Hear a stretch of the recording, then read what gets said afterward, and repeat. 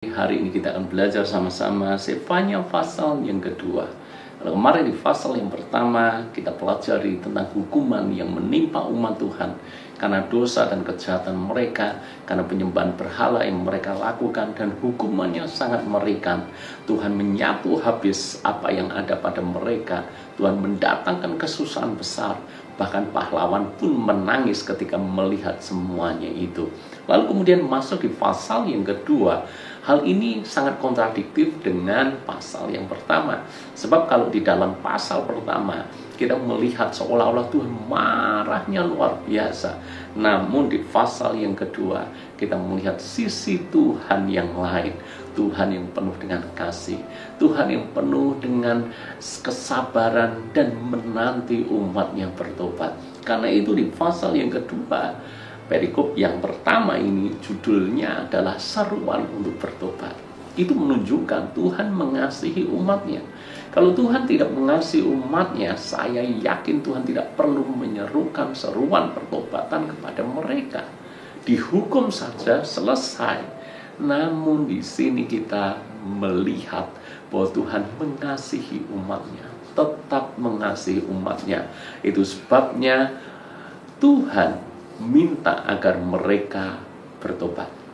Saudara-saudara, kalau kita membaca di dalam ayat yang kedua lebih dulu dikatakan, sebelum kamu dihalau seperti sekam tertiup, sebelum datang ke atasmu murka Tuhan yang menyala-nyala itu, sebelum datang ke atasmu dari hari kemurkaan Tuhan, carilah Tuhan, hai semua orang yang rendah hati di negeri, yang melakukan hukumnya, carilah keadilan, carilah kerendahan hati, mungkin kamu akan terlindung pada hari kemurkaan Tuhan.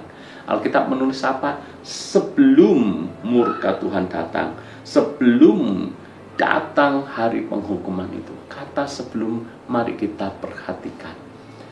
Artinya Tuhan masih memberikan kesempatan kepada mereka. Karena kalau Tuhan tidak memberi kesempatan, langsung dihukum saja. Namun ketika Tuhan berkata sebelum tiba hari kemurkaan Tuhan itu, tiba hari penghukuman itu, mari cari Tuhan dan bertobat dengan sungguh-sungguh, maka Tuhan akan meluputkan umatnya. Tuhan akan meluputkan kita juga. Ketika kita sadar dan bertobat, maka hukuman itu tidak perlu terjadi dan menimpa kepada kita. Lalu kita membaca ayat yang pertama dikatakan, bersemangatlah dan berkumpullah, hai bangsa yang acuh tak acuh. Bangsa Yehuda, bangsa Israel adalah bangsa yang acuh tak acuh. Artinya apa? Diperingatkan berkali-kali tapi mengabaikan. Diperingatkan berkali-kali tidak menggubris peringatan Tuhan itu. Ini juga menjadi perhatian buat kita semuanya.